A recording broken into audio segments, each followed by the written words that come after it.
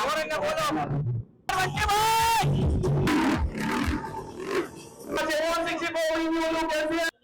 Welcome back guys, और एक नई वीडियो के साथ मैं आया हूँ। ये थोड़ा सा आउट ऑफ कॉन्टेक्स्ट वीडियो मैं कर रहा हूँ क्योंकि मुझे जो चीज़ पसंद है मैं सोचा कि आपको भी वो चीज़ बताते चलो। आज होने वाला है यहाँ पे हमारे शहर के अंदर एक बहुत ही बड़ा इवेंट जिसके अंदर काफ़ी सारी ड्रिफ्टिंग होने वाली है और उसी के साथ में बहुत सारे व्हीलीज होने वाले हैं पॉप। उसके पीछे की जो बाइक्स है एक्चुअली उन बाइक्स को मैं कवर करना चाहता था कि क्या क्या मॉडिफिकेशंस लगते हैं एक व्हीली करने के लिए या कोई भी इस तरह के स्टंट करने के लिए बाइक के अंदर। तो सबसे पहले मैं आपको बाइक्स दिखा दे चलो। यहाँ पे अपाचे RTR 200 4V है जिसको आपको मैं सारी मॉडिफिकेशन बता देता हूँ थोड़ी वक्त में। और एक ये व्हीकल है आपको यहाँ पे भी अपाचे आपको 200 4V दिखने वाली है। और यहाँ पे है द बम्बल भी अपाचे RTR 310। क्या क्या मॉडिफिकेशन इस बाइक के अंदर हुए हैं मैं आपको सबसे पहले इस बाइक से स्टार्ट करवा कर दिखाता हूँ। तो जैसे कि आपकी गाड़ी ड्रिफ्टिंग के लिए यूज होने वाली है, व्हीलीज के लिए यूज होने वाली है, so you don't need headlight. तो सबसे पहले हेडलाइट को निकाल दिया गया है, स्पीटर को निकाल दिया गया है। और हैंडल बार के ऊपर आपको यहाँ पे देखने मिलेगा जो कि मोबाइल एक्सेसरीज या कैमरा एक्सेसरीज है। फ्रंट में कोई भी चेंजेस नहीं देखने मिलेंगे आपको। फ्रंट ब्रेक के लिए सिर्फ एक ही लीवर है, बट यहाँ पे आपको देखने मिलेंगे कि there are two levers. Actually किस लिए यूज होते हैं? तो दिस इज द क्लच जो कि राइडर एक हाथ से ही ऑपरेट करता है, या सॉरी एक उंगली से ही ऑपरेट करता है। Then what is this? This is a rear brake. आपको दिखाऊं मैं कि रियर ब्रेक में यहाँ पे आपको दो दो कैलिपर्स देखने मिलेंगे जो कि एक यहाँ से फुट से होता है ऑपरेट और एक जो हाथ में ऊपर लीवर लगाया गया है वहां से होने वाला है ऑपरेट। दो दो लीवर का ये काम होता है कि जब गाड़ी ऑफ होती है व्हीली तो राइडर का जो राइट लेग है जो कि रियर ब्रेक को ऑपरेट करता है वो उसका लेग होने वाला है यहाँ पे। तो फिर ब्रेक लगाया कैसे जाएगा? क्योंकि गाड़ी जब बहुत ज्यादा ओवर पीछे हो जाती है तो इसे ब्रेक तो लगाना पड़ेगा। आगे का टायर तो हवा में होता है, तो किस तरह से करेंगे? तो फिर हाथ में ही इसका ब्रेक मॉडिफाई करके लिया जाता है इस तरह से। बस थोड़ा सा प्रेस करो और आपका पीछे का ब्रेक लगेगा इसी तरह से। ये वाली जो है इसके अंदर तो एक्चुअली आपको तीन तीन देखने मिलने वाले हैं पीछे के कैलिपर्स, यानी कि ये तो और ही ज्यादा लगाई दी गई है पीछे क्योंकि ये काफी ज्यादा जरूरी होता है कि सिर्फ एक टच से काफी सेंसिटिव ब्रेक होना चाहिए क्योंकि व्हीकल इतना फास्ट पॉपअप करते हैं लोग कि बस टच करने के साथ में ये गाड़ी अपने आप को ज्यादा ओवरटर्न पीछे होने से बचानी चाहिए या रोक देनी चाहिए। बस इस तरह से टच कर दिए, कैलिपर्स वर्क करते हैं। दिस इज क्लच जो कि इस तरह से वर्क होगा और ये बाकी की उंगलियां इनके रियर ब्रेक के ऊपर होंगी। सेम ये व्हीकल के ऊपर भी आपको कोई हेडलाइट वगैरह नहीं देखने मिलेगी, किसी भी तरह का आपको मीटर कंसोल कुछ भी नहीं देखने मिलेगा। इसके ऊपर आप देख सकते हो पैर रखने के लिए यहाँ पे फुट पैक दिया गया है, या आप सीट भी कर सकते हैं जो वेरियस टाइप के स्टंट्स करते हैं टैंक के ऊपर बैठ के बिना स्लिप हुए, क्योंकि गाड़ी खड़ी होती है आदमी स्लिप होने के चांस है। यहाँ पे भी पैर रखने के लिए अलग से एक्सेसरीज को यहाँ पे मॉडिफाई करके वेल्ड करके लगाया गया है पूरी प्लेट को। ये काफी ज्यादा मॉडिफिकेशन है। अब रहे यहाँ पे पीछे के अलग से फुट रेस्ट, आप जैसे देख रहे हो ये है फुट रेस्ट। जब गाड़ी व्हीकल खड़ा होता है तो इसके ऊपर पैर रखकर वो लोग गाड़ी के पैरेलल में खड़े होते हैं जब गाड़ी पूरी तरह से इस तरह खड़ी होती है ताकि वो फिसल के गिर ना जाए। ये उनका हैंगिंग पॉइंट है। काफी बढ़िया यहाँ पे फुल एग्जॉस्ट लगाया गया है। पीछे मफलर पूरा खुला है जिस वजह से आवाज तो बहुत ही बढ़िया आने वाला है गाड़ी का।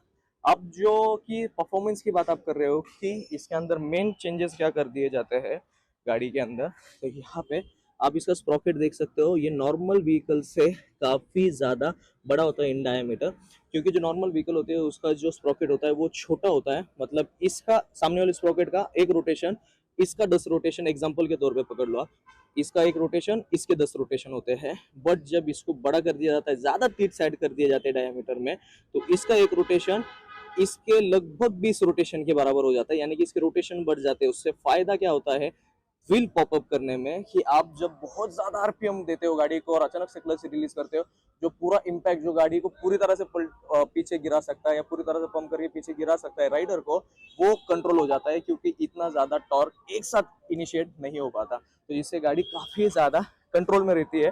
ये चाहे कितना भी एक्सेलरेटर दे दे, आधा एक्सेलरेटर या फुल 6000 आरपीएम तक ले जाने के बाद भी अगर क्लच छोड़ दे तो ये गाड़ी पूरी तरह से पीछे नहीं गिरने वाली।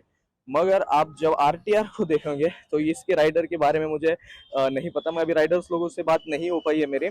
इसको भी काफी ज्यादा मॉडिफाई किया है। इसको तो वेल्ड करके उसी के साथ में रिबर्ट्स लगा के यहाँ पे पैर का लगाया है टैंक के ऊपर, मतलब पैर रेस्ट करने के लिए। सामने भी इसके ऊपर पैर रेस्ट करने के लिए जब आप लगाओगे इसके अंदर स्टॉपी, यहाँ पे है क्रैश गार्ड और इनका भी क्रैश गार्ड माशाल्लाह बहुत बढ़िया है, काफ़ी स्ट्रॉन्ग क्रैश गार्ड। किसी भी तरह से अगर व्हीकल गिरता है तो कोई डैमेज व्हीकल को नहीं होने वाला। और उसी के बाद में हम बात करते हैं, यहाँ पे दी गई है कुछ चीज़ें, मैं अभी तक इसे समझ नहीं पाया हूँ। I think it's some kind of torque generator और क्या, ये तो राइडर से बात करने के बाद ही मुझे पता चलेगा। अगर वायर्स को भी फॉलो करूँ मैं तो आई थिंक, हाँ मुझे अब समझ में आ गया व्हाट इज़ दिस। लगता है मुझे समझ में आ गया अब ये क्या है। जब गाड़ी ऊपर की ओर करके हम चलाते हैं, यानी कि उसका पूरा ऑयल पीछे आ जाता है, गियर ठीक तरह से लुब्रिकेट नहीं हो सकते। सो आई थिंक उस टाइम पे इसके अंदर से जो ऑयल फ्लो होता है वो ठीक तरह से इंजन को लुब्रिकेट करता है, ताकि ओवर हीट ना हो या फिर इसमें कोई भी इशू ना क्रिएट हो, जो कि अच्छी चीज़ है। यहाँ पे इसका की स्विच गाड़ी चालू बंद करने के लिए तो चीज़ें हमें लगने वाली है। यही था गाड़ी के अंदर मॉडिफिकेशन का। असली बात बताऊँ तो मुझे 310 का स्प्रॉकेट काफ़ी ज़्यादा बड़ा लग रहा है कंपेयर टू ऑल दो स्प्रॉकेट्स, क्योंकि मुझे ऐसा लग रहा है ये ऑफ कोर्स ज़्यादा टॉर्क भी जनरेट करती है, तो इसका स्पीड रेशो भी ज़्यादा बढ़ाना पड़ेगा ताकि वो टॉर्क को हैंडल कर सके जब भी गाड़ी को पॉप करना हो। आगे का डिस्क ब्रेक में, फ्रंट डिस्क ब्रेक में तो कोई भी मॉडिफिकेशन मुझे किसी भी व्हीकल में नहीं लग रहा है, जो कि अच्छा बात है। यहाँ पे फुट रखने के लिए आप देख रहे हो पीछे अलग से कटआउट बीच में दे दिया है, ताकि आप पैर को अच्छी तरह से फंसा सके। इसका जो लॉक लगा दिया गया है, सॉरी मीटर यहाँ पे दिया गया है इसका, पूरा की पूरा मीटर यहाँ पे सिचुएटेड है और उसी के साथ में की लॉक भी यहाँ पे है। सो मैं पहली नज़र में से पकड़ नहीं पाया, वहाँ से रिमूव करके उसे यहाँ पे बिठा दिया गया है। और इसी के साथ में अगर इस वाली का बात करूँ तो सेम हेयर गोज ऑल्सो, यहाँ पे मीटर है, यहाँ पे की स्विच है, तो मीटर की बस पोजीशन वहाँ से वहाँ कर दी है, क्योंकि ज़रूरत पड़ती होगी कुछ भी, अगर इंजन लाइट वगैरह कुछ भी लगने वाला होगा इसके अंदर तो। और ये रहा ऑयल को नॉन स्टॉप पंप करने वाला, ये सीधा ऑयल सब में जा रहा है ये इंजन के, उधर से उसका रिजर्वायर वगैरह चीज़ें है। तो यही चीज़ें थी एक गाड़ी के मॉडिफिकेशंस। इसका भी मफलर ओपन कर दिया गया है, पूरा सिस्टम यहाँ से चेंज किया गया है, बेंड पाइप लगाया है यहाँ पे, और यहाँ से पीछे मफलर लगा है एक्रोपोविक का। रियर ब्रेक में इसके कोई भी मॉडिफिकेशंस मुझे देखने नहीं मिला, जो कि आई डोंट नो, शायद ये राइडर ज़्यादा अच्छे से व्हीली चलाता होगा बिना हाथ में ब्रेक रखे, आई डोंट नो क्या चीज़ है, बट ठीक है। ये सभी चीज़ें थी गाड़ी की मॉडिफिकेशन को लेके। अब हम जो देखने वाले हैं गाड़ी के स्टंट्स वगैरह, फिर बाद में अगर हुआ मौका मिला तो हम करेंगे राइडर लोगों से भी बात कि क्या क्या मॉडिफिकेशंस के थ्रू उन्होंने इन गाड़ियों को इस काबिल बनाया कि काफ़ी देर तक व्हीली पॉपअप करके रख सकते हैं। ठीक है, फिर मिलते हैं सीधे व्हीली पॉपअप्स पे।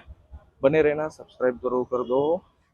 काफ़ी परमिशन मांगकर मैं उनकी गाड़ियों तक आया हूँ, परमिशन मांग के ही जाएंगे, आपके लिए सब करना बनता भी है। आप लोगों को इतना प्यार मोहब्बत जो मुझे मिलती है हमेशा, कमेंट जरूर कर देना, मैं इनसे बात कर लूँगा अभी थोड़ी देर में। सन्स वन देखने के बाद में मौका मिला अगर राइडर्स के साथ में बात करने का, तो यही था।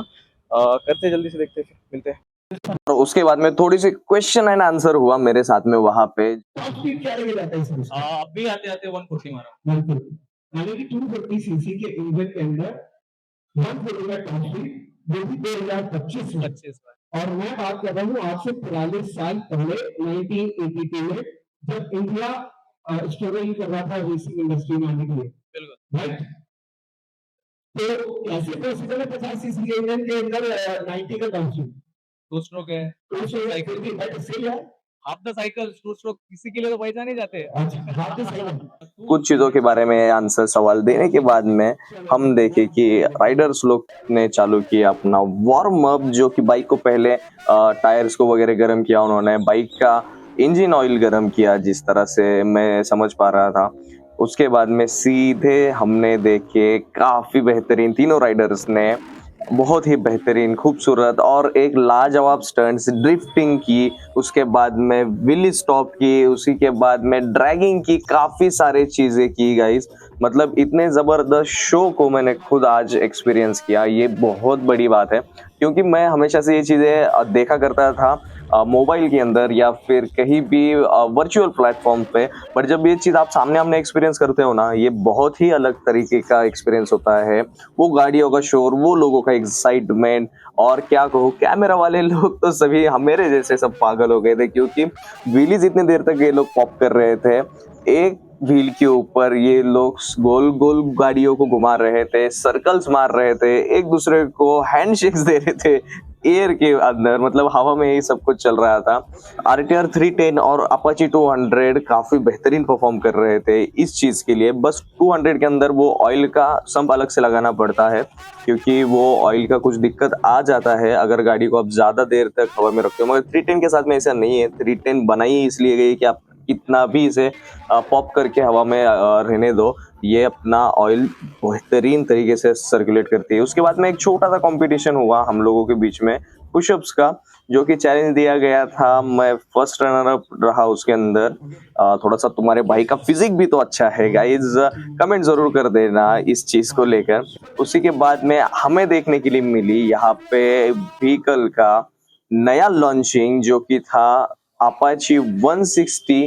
बहुत ही बेहतरीन खूबसूरत कलर में इसे किया है लॉन्च, ब्लू कलर, और उसी के साथ में इसका दिया गया था ब्लैक कलर। बहुत शानदार मुझे डिजाइन लगा, अपसाइड डाउन फॉर्क वगैरह था। इसका रिव्यू मैं चैनल के ऊपर जल्द से जल्द लाऊंगा। उसके बाद में हम चलते हैं राइडर लोगों से बात करते हैं। ये तो गाइस मीडिया भाई आ रहे हैं, ये जो आपको इंस्टाग्राम आईडी पर दिख रहा होगा क्रिएटर है, ये आप आज आरटीआर रिवाइज जो है तो आप सारी का कैलिपर नहीं था, उसका सिंगल कैलिपर आप कर रहे थे, हैंड में ब्रेक नहीं था, ऐसा क्यों आना चाहिए? हमारी कैसा लगा आपको? बहुत बढ़िया लगा। ऐसा बिल्कुल नहीं, बस ये बाइक की पावर इतना है कि इसको संभालने के लिए मतलब कि एक इंटरनेशनल चाहिए इसको संभालने के लिए कि ये पूरी नहीं था अभी, हैंड ब्रेक नहीं था, हो सकता है नेक्स्ट टाइम मतलब ओवर हमारे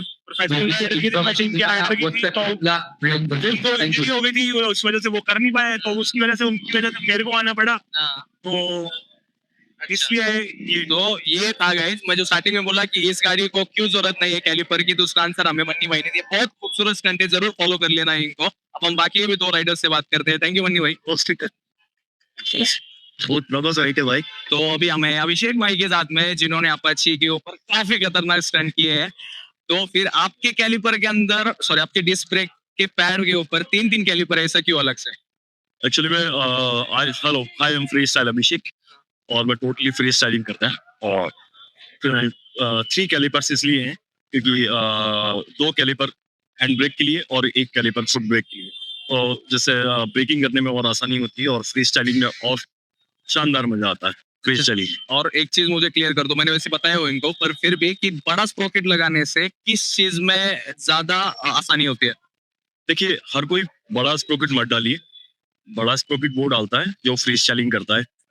पर्टिकुलरली बड़ा स्प्रोकेट फ्री स्टाइलिंग के लिए, यानी बाइक उठने के लिए, जब बाइक फर्स्ट गियर में उठती है तो बड़ा स्प्रोकेट उसको फर्स्ट गियर में उठाने में उसका सपोर्ट करता है, मतलब टॉर्क थोड़ा सा ज्यादा जनरेट करता है। और जितना छोटा स्प्रोकेट होगा उतनी स्पीड तेज पकड़ेगा, जितना बड़ा स्प्रोकेट होगा उतना तेज व्हीली पॉपअप करने में आसानी होगी।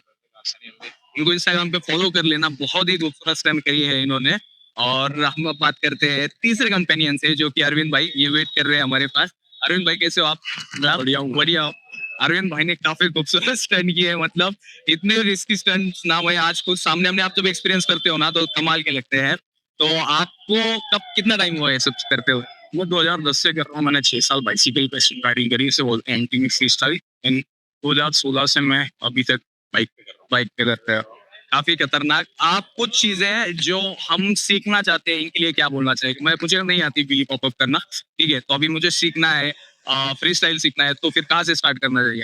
आपको व्हील से स्टार्ट करना चाहिए, बट उससे पहले आपको सारे सेफ्टी गियर आपके पास होना चाहिए। सारे knee guards, elbow guards, riding jacket, proper helmet, और मेन सबसे जरूरी चीज है आपके पास खाली जगह होना चाहिए। जहाँ पर कोई जैसे हम, जहाँ पे मेरी सिटी है इंदौर में हम काम कर रहे हैं, तो उस जगह का नाम है लोहा मंडी। वो खाली स्पेस है, वहाँ पर काम, वहाँ पर काम करो। तो आप भी कोशिश करो कि आपको खाली स्पेस करे, पब्लिक में नहीं करना आपको। और इंडिया में काफी इंस्टीट्यूट है जिससे आप सीख सकते हो स्टंट राइडिंग, जो प्रॉपर व्हीली मशीन से आपको सिखाते हैं। इसमें रिस्क बहुत कम होता है, तो आप उनके पास भी जाके सीख सकते हो।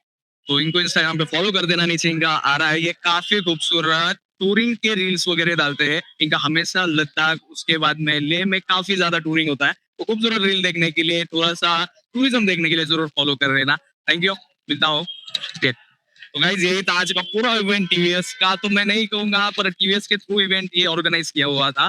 तो पूरा इवेंट मैंने कवर किया, वो काफी दोपहर में आया था, शाम हो गई। आपको वीडियो कैसा लगा जरूर बताना, अच्छा लगा तो सब्सक्राइब कर देना। ये गाड़ी की मॉडिफिकेशंस में अगर आपको कोई क्वेश्चंस हो तो जरूर मुझे आप कमेंट सेक्शन में पूछ सकते हो। अब तक गया वो काफी टाइम से शूट कर रहा हो। तो यही था, मिलते हैं नेक्स्ट वीडियो में। और हाँ, पद्मिनी के ऊपर काम अभी चल रहा है, ठीक है। सब्सक्राइब कर देना, शेयर कर देना। मिलता हूँ नेक्स्ट वीडियो में, तब तक के लिए बाय।